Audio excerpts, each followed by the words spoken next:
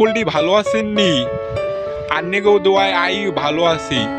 আন্নেরা হয়তো আমাকে ওই বরিশাল্লা শিল্পীটার মতন চিনবেন না, কারণ আই রাব্বি কার্টুন ইউটিউব চ্যানেলে এই প্রথম আইছি। তো আর কিছু বলার নাই, আই আন্নেগো দোয়া নিয়ে গান শুরু হলাম।